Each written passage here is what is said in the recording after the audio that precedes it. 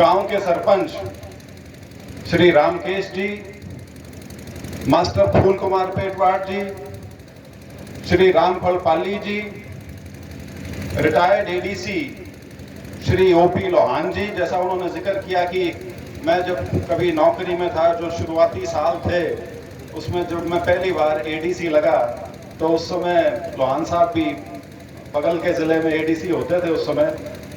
Professor Dalbir खरब जी, जिनसे मेरा निरंतर संपर्क रहता है, और ख़ास तौर पे ये जो आज का जो कार्यक्रम है इसके बारे में मेरी उनसे कई बार बातचीत हुई और मुझे बड़ा ये कहते हुए खुशी है इस बात की कि ये कार्यक्रम आज सिरे चढ़ गया। श्री वजीर मौला जी, एडवोकेट श्री अनिल खरब जी, हमारे चारों तबकों के प्रधान श्री धर्मपाल पेटवाड़ जी, श्री बलवंत सिंह जी, श्री कृष्ण लोहान जी, श्री वीरेंद्र बामल जी, हांडा खेड़ी से श्री सुरेंद्र सिंह जी, और मेरे साथी श्री राजू खरब जी, कल्याण सिंह जी, और भी मेरे साथ बहुत मेरे साथी यहाँ पे आए हैं। और यहाँ पर उपस्थित मेरे सभी सतरोल खाप के सम्मानित बुजुर्गों, नौजवान साथियों, माताओं, बहनों और बच्चों, और खास तौर पे जो हमारे यहाँ पे पत्रकार बंधु जो आए हैं, पत्रकार छायाकार, आप सबका भी इस समारोह में बहुत बहुत स्वागत है और आभार भी है। बात मैं थोड़ी शुरू करना चाहूँगा कि पिछले 2-1 दिन से एक प्रचार सा चला कि ये कार्यक्रम नहीं होना चाहिए, इसमें खाप में सहमति नहीं है, इसका एक टेलीफोन की चर्चा वार्तालाप का भी चलाया गया सोशल मीडिया पे। फिर एक कोई भाई हैं जो शायद अपने आप को प्रवक्ता कहते हैं खाप के, उन्होंने एक प्रेस विज्ञप्ति भी जारी कर दी। मेरे को हमेशा ये होता है कि जो खाप जैसी जो हमारी संस्थाएं हैं, इनका यदि कोई कार्यक्रम हो, मैं हमेशा इस चीज की कोशिश में रहता हूं कि उसके अंदर कार्यक्रम में कोई ऐसी चीज नहीं होनी चाहिए जिससे लोगों में किसी भी प्रकार की खाई आती हो। फिर मैं उससे पीछे हटना बेहतर समझता हूँ। तो खैर, मैं जहाँ से जब मुझे बात समझ में नहीं आती और जहाँ से मैं हमेशा सुझाव मांगता हूँ, मैंने अपने पिताजी से बात करी। मैंने कहा जी न्यू है, बताओ प्रोग्राम सिरे चढ़ना चाहिए या क्या करना चाहिए। बोले ऐसा है, ये जो हमारी खाप है ये सबसे बड़े लोकतंत्र के स्तंभ हैं, इसमें अगर आपस में जूता नहीं बांधेगा तो खाप किस नाम की तो हमारा असल में हरियाणा वालों का एक खास तौर पर बोलने का लहजा ही ऐसा है कि आदमी को ये लगता है कि किसी प्रकार की अनबन है, किसी प्रकार की नाराजगी है, लेकिन होता कुछ मत। यहाँ स्टेज पर भी देख रहा था अभी, इतना ऊंचा ऊंचा बोले थे कि किसी और सभा में इतना ऊंचा कोई बोलता हो तो लोग विश्वास कर लेंगे इस बात पे कि लड़ाई हो रही है। लेकिन ये यहाँ पे हमारे आपसी भाईचारे की बात है, और उसी नाते मैं आज आप लोगों के बीच में आया हूँ। इसमें एक और विषय भी रखा गया था कि एक तरफ तो हम जो हमारी महिला खिलाड़ियां हैं उनके पक्ष में धरने पे जा रहे हैं, दूसरी तरफ आप भाजपा के सांसद को क्यों बुला रहे हो, ये ठीक बात नहीं है, और इस तरह की बात। मेरे को घुमा कर आगे बात करने की आदत नहीं है, मैं अभी नेता नहीं बड़ा हूँ पूरा भी ज़्यादा कोई लाग लपेट के साथ बात करूँ। ये बातें 2-3 दिन से चल रही थी, इसलिए मैं आपके साथ साझा कर रहा हूँ। तो जिन लोगों को गलत फहमी है मेरे बारे में, उनको मैं सिर्फ एक चीज स्पष्ट करना चाहता हूँ। मैं इकलौता सांसद हूँ बीजेपी का पूरे देश में जिन्होंने इन पहलवानों के लिए इनके पक्ष में बात करी, और मुझे पता है कि इस टाइप की चीजें जो हैं कई बार वो पार्टी को सुहाती नहीं, क्योंकि पार्टी का एक अपना अनुशासन होता है, सारी बात होती है। लेकिन कई बार आदमी को इन चीजों से ऊपर उठ के जब सोचना पड़ता है तो अपना जो विचार है उसको व्यक्त करना चाहिए, और वो मैंने व्यक्त किया। और ये चीज मैंने तो वैसी सी बात अपने पिताजी से सीख रखी है अच्छी आदत है बुरी आदत है मेरे को नहीं पता, क्योंकि उनको इस चीज़ का नुकसान भी बहुत हुआ है, इस चीज़ का फायदा भी बहुत हुआ है कि परिस्थिति कोई भी हो, आप किसी भी संगठन का हिस्सा हो, लेकिन यदि विषय ऐसा है जिसमें आपके विचार की अभिव्यक्ति पूर्ण रूप से होनी चाहिए तो होनी चाहिए। और इसीलिए मैं आपके बीच में साझा कर रहा हूं। आपको पता भी है, किसान आंदोलन जब था उस समय बीजेपी का इकलौता सीनियर नेता था जो उनके पक्ष में खड़ा था। वो स्टेज पे किसी ने चढ़ नहीं दे, वह बात एक न्यारी थी। लेकिन अदरवाइज जब आंदोलन को करीब 20 एक दिन हुए थे, तभी से उन्होंने मन बना लिया था कि मेरा तो जो समर्थन है मैं इनका पक्षधर हूं। तो इस तरह की चीज जो है उसमें हर चीज को राजनीति या पार्टी से नहीं जोड़ना चाहिए। ये हमारी एक आदत बन चुकी है कि हर चीज को पार्टी से जोड़ दें। कई बार पार्टी से हटके व्यक्ति को भी देख लेना चाहिए, सिर्फ कि उस व्यक्ति का अपना जो वक्तव्य है वो क्या है, उसका अपना विचार क्या है। तो ये चीजें मैं आपसे साझा करना चाहता था। बाकी आपकी जो ये बहुत, मैं कहूँगा बहुत देर से की गई शुरुआत, क्योंकि बहुत अभी मेरे से पहले भी यहाँ किसी ने कहा कि ये बड़े अचरज की बात है कि इतनी बड़ी खाप और आज तक कुछ चबूतरा नहीं बना रखा है। मैंने पूछी भी थी आज मैं बैठा था, मैंने कहा और कहीं चतुर्वेद खाप में चबूतरा बना ही नहीं है क्या? तो बोले ना जी पहली को बनने लग रहा है।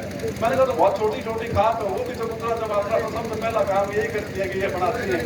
तो लेकिन जिस प्रकार से और जिस जोश के साथ लोगों ने इसमें अपना योगदान देना शुरू किया है, और मैं जानबूझ के शब्द इस्तेमाल कर रहा हूँ, योगदान देना शुरू किया है। ये शुरुआत है, पहला प्रोग्राम था।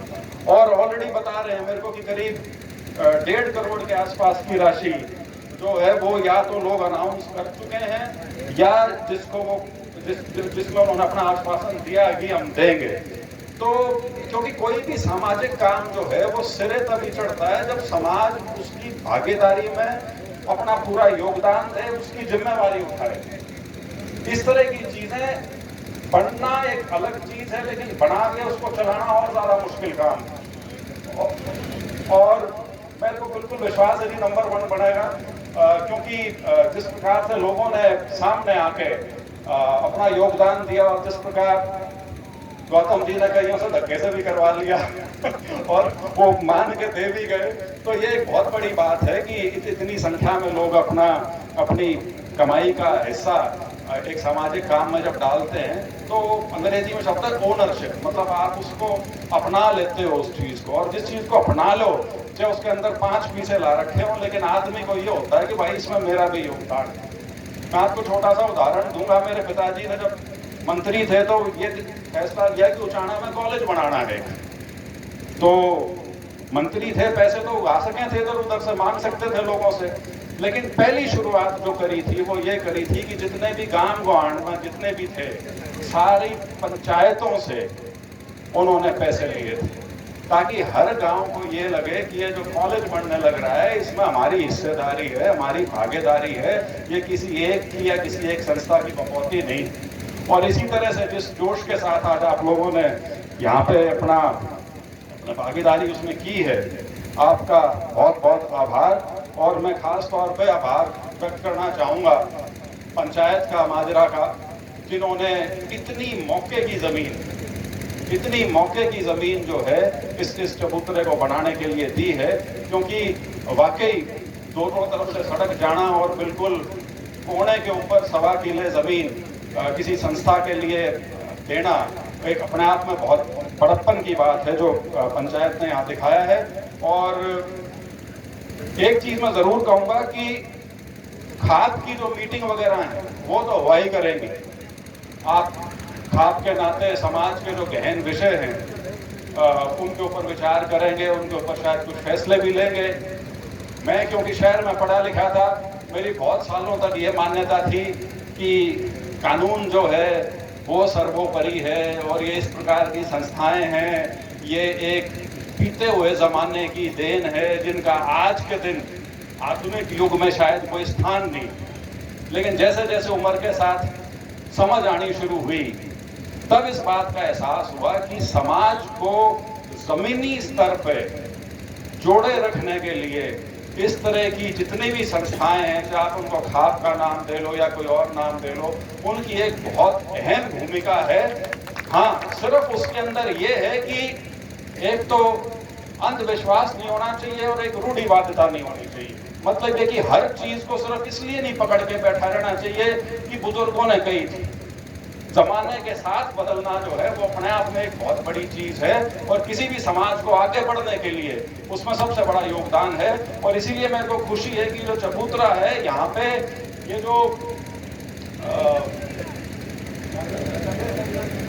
जो आप लाइब्रेरी बनाओगे और उसके अलावा सेंटर बनाओगे, एकेडमी बनाओगे, ये चीजें हैं जो बहुत लंबे समय तक आपके बच्चों को काम देंगी। क्योंकि जैसा गौतम जी ने कहा, एक बिना पढ़ाई लिखाई का जमाना खत्म हो गया। अब कोई वो उसका औचित्य नहीं है कोई आदमी ये सोचे कि सिर्फ आपका एमएलए या एमपी नौकरी दिवा देगा। छोरे ने पढ़ाई बुढ़ी तो इसलिए करी है, लेकिन फिट करा देंगे सरकार में, फिट करा दो, फिट कराने वाले जमाने गए। और उसका मैं कारण भी बताता हूँ। उसका कारण सिर्फ ये नहीं है कि इम्तिहान आ गए, कारण यह है कि सरकारी नौकरियां जो अब हैं वो आने वाले समय में कम ही होंगी, बढ़ेंगी नहीं। जो हमारी जो अब व्यवस्था बन चुकी है पिछले 25-30 साल में, जिस दिशा में वो जा रही है, वो दिशा जहां तक रोजगार का सवाल है वो निजी क्षेत्र के अंदर है। और निजी क्षेत्र के अंदर यदि आपके पास काबिलियत नहीं है किसी चीज की, तो उसके अंदर स्थान मिलना बहुत मुश्किल है।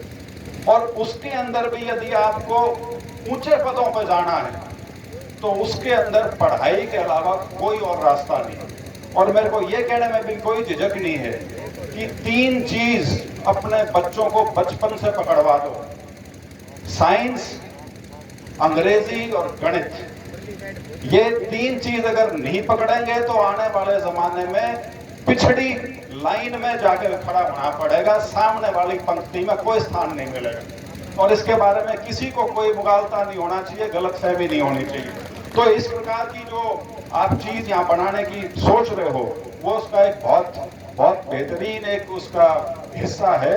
और मैं तो इसी उम्मीद के साथ कि आपका बहुत भव्य यहाँ पे चबूतरा बने, उसके अंदर अच्छी आप सुविधाएं लोगों को और सारे इलाके को प्रदान कर सकें, बच्चों को प्रदान कर सकें। इन्हीं शब्दों के साथ बाकी मेरे से जो एक उम्मीद है एमपी होने के नाते, तो मैं आपको अपना जो मेरा ये सांसद वाला जो कोटा है, उससे मैं आपको 11-11 लाख की 2 किस्त दूंगा। 11 आपको अभी दे दूंगा और 11 अगली बार में दे दूंगा। और अगली बार से यूं मत सोचियो कि अगली बार तो साल खत्म हो जाएगा, इलेक्शन आ लेगा उसके बाद। ये जैसे जैसे हमारे पैसे खत्म होते हैं, नई किस्त अपने आप आती जाती है। तो कुल मेरी तरफ से 11-11 की 2 किस्त में आपको भिजवा दूंगा। हाँ, चलो इकट्ठे भेज दूंगा, कोई ऐसी बात नहीं। 21 लाख भेज दूंगा आपके पास ना। 2 मेरे पास 450 गांव है, 9 हल्के भी हैं, और भी देने। 21 में आपको भी भिजवा दूंगा तुरंत। और इन्हीं शब्दों के साथ एक बार पुनः आप सब यहाँ इस आयोजन में आए, आपका मैं हाथ जोड़ के धन्यवाद करता हूँ। और बिल्कुल इस उम्मीद के साथ कि बहुत बढ़िया आपकी एक चीज यहाँ पे तैयार होगी, जिसका पूरे इलाके को और इलाके के सभी लोगों को उसका पूर्ण रूप से फायदा होगा। और बहुत बढ़िया चीज ये है कि ये सर्वखाप है, किसी एक समाज के हिस्से की नहीं है, सबके लिए है। तो इसका लाभ सबको मिले। इन्हीं शब्दों के साथ आपका बहुत बहुत आभार, बहुत बहुत धन्यवाद। जय हिंद।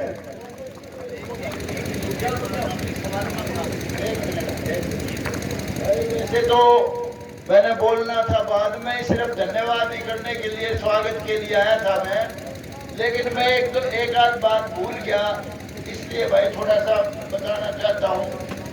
मैंने जो ईमानदारी की बात करी थी इसके पिताजी की, इसको छोटी बात मत समझना। मंत्री 2 बार एमपी और सारा जीवन पावर में भी रहा, विरोध में भी रहा, फिर ईमानदार। यहाँ तो ऐसे खोपर है, शिकमा खा गए, अरब में छिके नहीं, खरब में छिके नहीं, गलत हो जाए तो छिके नहीं। और उनका फंडा क्या है? सुनो जिंदगी का, जात पात का जहर फैलाओ और लूटपाट मचाओ, इससे तीसरी बातें नहीं है। एक बात। दूसरी बात मैं साफ करना चाहता हूँ, एक आध भाइयों के सोचता है, क्योंकि मैं इस मानता का हूं कि भाई हम शत्रुओं के गांव में रिश्ते ना करें, लेकिन भाई अनेक जातियां, गरीब जातियां ऐसी हैं हमारे समाज में जो शादियां शत्रुओं में ही करती हैं। उससे बुरा मानने की जरूरत नहीं है। हमारे एक ब्राह्मणों का बढ़िया खानदान आज से बहुत साल पहले नानोद वाले शत्रुओं में करी थी। जाटों का तगड़ा खानदान पेटवाड़ का, जो पेटवाड़ का सरपंच है उरे, उसने भी शत्रुओं में करी थी। तो भाई इस बात को आप देखो, सबसे बड़ा जो ताकतवर जोतरा है जिसने चौटाला साहब के पंजे मार दिए थे 24सी, उनका क्या है? बोला भाई जोतरे पे तो भाई और बाद में सुनाई। इस बात को रोगी वाले भाई हमारे अनेक गांव में आपस में रिश्ते हो रहे हैं, इस बात को अलग ना लेना। आप सारे भाई है छत्तीस बिरादरी के, और भाई जात पात फैलाना ये नीच आदमी का काम है, अच्छा आदमी का काम नहीं। हम सब की एक जात है, सब एक पिता की संतान है, सब में एक खून है, वही ABC। ये बात मुझे दलबीर सिंह की जो इसने करी, बड़ा बहुत समझदारी से घोषणा करी, मैं बहुत खुश हूँ इससे, बहुत बढ़िया। 100 रुपए कुड़ी बतावे सब जातियों के, ये जो चबूतरा अपना सबका है। और भाई सारे भाई प्यार बांटियो, आपस में नफरत ना करियो, ये कहूंगा। हाँ एक बात जरूर है, ये छोरा जो है क्या नाम यो नहीं रामकेश, ये हमारे चर्चे पृथ्वी का छोरा है, ये तो बड़ा बेटा मेरे उठा लिया हूँ तो, लेकिन भाई काम बहुत बढ़िया करा है इसने, मैं बहुत खुश हूँ बेटा। बहुत बढ़िया, मेरा बहुत प्यारा बेटा है, बहुत अच्छा काम करे है। माजरा गांव को तो भाई हम जितनी बधाई दे दें, सारा धन्यवाद कर दें, उतना ही छोड़ा है। विशेष तौर से ये पंचायत, पहली पंचायत और सारा गांव और रामकेश क्योंकि सरपंच है, ये भाई बहुत ज्यादा बधाई का पात्र है। आप सब ने बहुत प्यार से हमारे को सुना, बहुत सहयोग किया, बहुत चंदा दिया, और मुझे उम्मीद है 100 की 100 पूरा और दोगे, विघ्न करोगे। और जो यहाँ आया है भाई सारे यूं सोच के जाइयो, 100 का नोट दे के जाइयो, लेकिन खाली ना जाइयो। इसमें तो हमारे पुराने के भाई मास्टर जी का छोरा